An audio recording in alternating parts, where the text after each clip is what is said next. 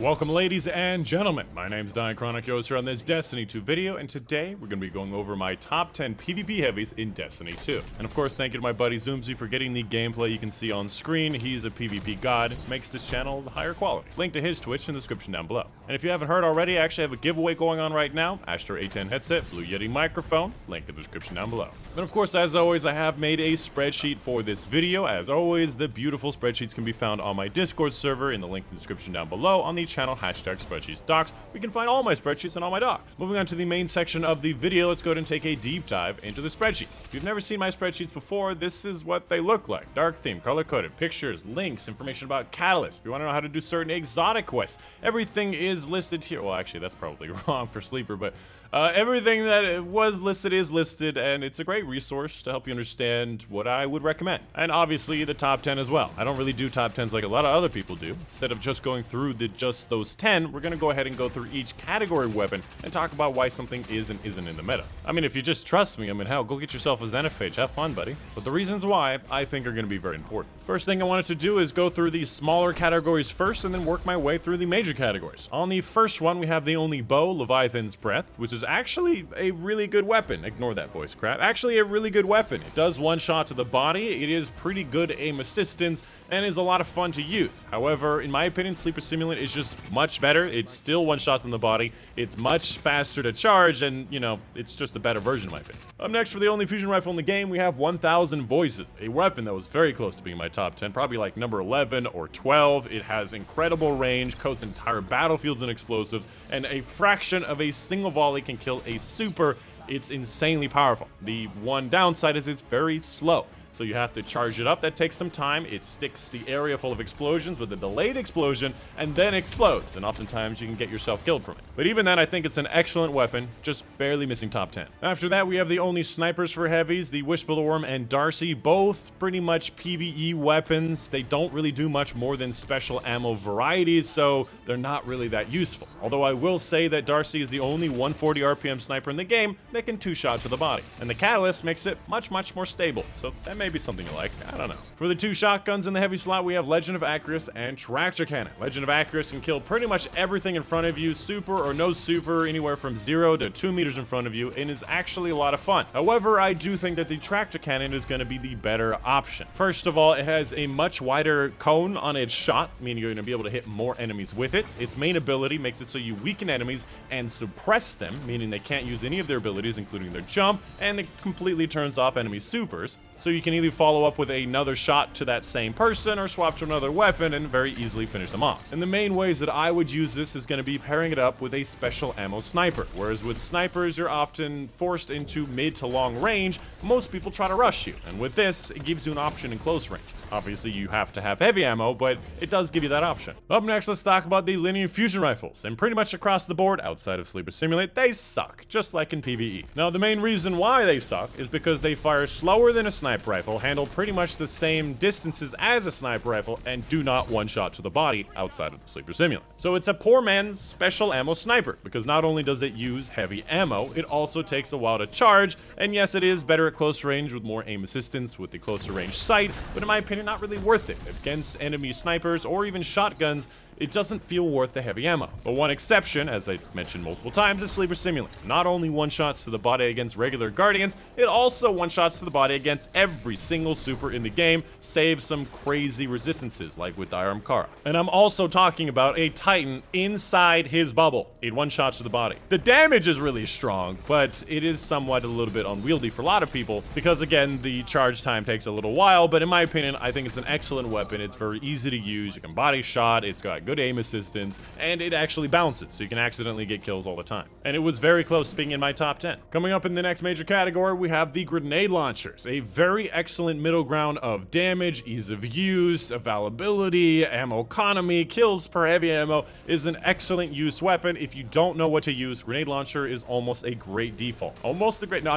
always a great default. And when it comes to the different legendary options, I still prefer the 120 adaptives because bigger blast radius, better availability, better perk options, more damage. There's really no point of having a 150 because you don't get more ammo for it. And when it comes down to the different legendary options, I definitely like Interference 6 the best because it can have full core, and doing even just a slight bit more damage sometimes can mean the difference of getting a kill or not. Whereas the other ones have a lot more statistical advantages with their particular perks. Those are good options as well. And then finally, we have the Colony, which is just such a fun and easy weapon to use. You literally shoot it at the ground, and of course the spider things just run around and chase targets down. The big issue is that most people know how to avoid them these days, but still probably will get you some kills, or at the very least force your enemy into the air, making them an easy target. Up next, we have the swords, although technically more so just the Black Talon. The Black Talon in itself is set apart from all other swords in the game, where normally with swords you have to get very close to the target, which is more difficult to do, and a lot of people are also still using shotguns. With the Black Talon, not only do you have a ranged option, you can also still use this range option while in midair,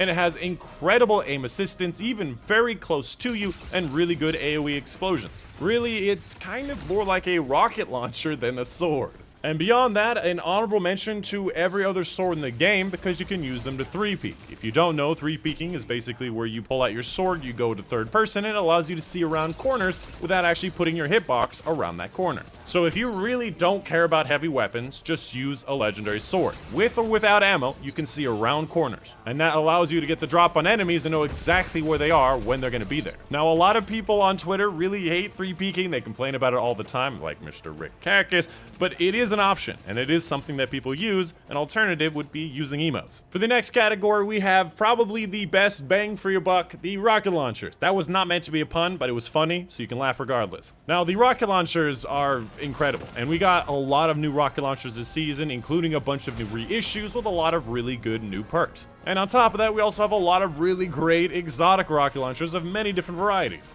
When it comes to the legendary versions, in my opinion, the most valuable stats for rocket launchers in order are going to be blast radius, handling, and velocity. Many people may value velocity more than I do, but I think there are so many different perks that can help with this, including tracking, or rangefinder, or the new one, impulse amplifier. I don't really see that much of a need for. And the frame that lines up the best with that is going to be the high impact frames. They have really high blast radius, base of 90, which you obviously can max out if you want to, and a very high handling. And the reason why I really like handling is going to be that sprint to fire speed or the fly to fire speed, especially if you're playing on a warlock or a titan. Being able to just pull that weapon up really quickly while flying up through the air is very important. And it definitely can mean the difference between your life or actually damaging yourself a little bit more with the rocket shot. Because with a rocket, you want to be above targets, and the higher up above you are when you fire, the better it is. Now, obviously on my spreadsheets, I also have the precision frames ranked there as well. They function very similarly with a built-in tracking for any precision rocket, which is actually really cool. And again, a lot of incredible perks, including cluster bombs, chain reaction, impulse amplifier, quick draw, lots of incredible stuff across the board for all of these rockets. When it comes to the legendary options, first of all, Wordcliff, the best rocket in the game in my opinion, is a shotgun rocket. Even though you only get one shot, it is extremely worth it, killing everything in front of you from right in front of you to 10 meters, and maybe even beyond that, and you kill enemy supers extremely easily. There's literally no easier weapon to use in the game. Obviously, you could get yourself killed with it, but it's just so much fun and so easy. At number 3, we have the Truth, which is somewhat similar. However, it's a focus more on tracking and proximity explosions, and you also get a lot more in the tube, meaning if you miss your shot, you have a backup. And it used to be back in the day, you got more heavy ammo from picking it up off the wall or off the ground with this weapon, but that's no longer the case. And finally, we have Eyes of Tomorrow that came out last season that fires 6 rockets for 1 ammo that track and does the same damage per rocket that a regular rocket does. Obviously, this is extremely powerful and can decimate entire sections of the map. The main issue with it, however, is that it's a bit slow. You have to wait for all 6 rockets to exit your tube, and they still take a little bit more time on top of that. So if an enemy is right in front of you, you can either get yourself killed or it may not come out in time. And finally, for the number 1 category in the game, mostly for Xenophage, we have the heavy machine guns. Now, we actually have a lot of different heavy machine guns that are doing really well. First of all, for the legendary items, I really do prefer the adaptive frames. They're incredible middle ground of stability, of range, perks, availability, and with commemoration, me personally, I do play a lot of raids, I have so many different versions that are all excellent. There's just so many perks that are good on. When it comes to the other varieties, the high impacts bounce a little bit too much and suffer from too much flinch that they honestly don't have the same range in practicality. In the 900s, I very rarely get a single kill with one heavy ammo brick off the wall, just because the bullets are flying everywhere, and the time to kill is really not that great. If you want time to kill, go with a rocket. I have Xenophage labeled as #1 for very good reason. First of all, you two-shot every enemy in the game. One of the shots actually does 150 damage to a target straight into the body, which is also an explosive target. So you can shoot them once with this weapon, follow up with, you know, your 120 hand cannon. And you do get 4 off the wall, and in some game modes, you actually get 6 off the wall, which is really strong. And that's the only reason why I put it ahead of the Wardcliff. Obviously, it is very slightly harder to use than Wardcliff. I say slightly harder, but it is still very easy to use and has a lot of ammo. And honestly, the quest is not really that hard to do either. If you have Shadow Key, go get this weapon. It is excellent for both PvE and PvP. And a final honorable mention goes to Heir Apparent. Not only is it actually a really fun weapon to use with a very strong arc shield whenever you're using it, we also have a catalyst coming out for it in Guardian Games. And currently, it is actually before Guardian Games. I don't know what the catalyst is, but I have heard it has something to do with the shield. And if it makes the shield better, it's going to be even more powerful and may even start making its way up into the tier list. The main disadvantage or drawback with this weapon is that it's very, very slow. You have to be at full health and full spin to get this arc shield, so you always have to spin it up around the corner. And of course, as always, if you did like the video, leave a like down below and subscribe for more stuff in the future. You could also leave a dislike if you wanted to. If you're at this point in the video, you probably fell asleep, but you might actually like the video, so I would appreciate that. And of course, a big thank you to my patrons on Patreon. Really, without their help, I would not be able to make these spreadsheets. They take 10 to 20 hours every single week, and I make absolutely no money from them. And they are making it possible for me to take the time and make these sheets. So if you want to see them continue, please consider checking out a link in the description down below to my Patreon. Specifically, I want to give a big thank you to Medi Buju, Mom, Dad, Charles Williams, Dr. Strange, Joe Smith, Mudding, Nell Hopkins, Steve Oxenwest, Justin Rare, Raymond Showman, Unit Panther, Cole Sherman, Casey Reagan. It was a little bit questionable in there, but thank you for your support on Patreon, and I hope everybody watching this video has a great day.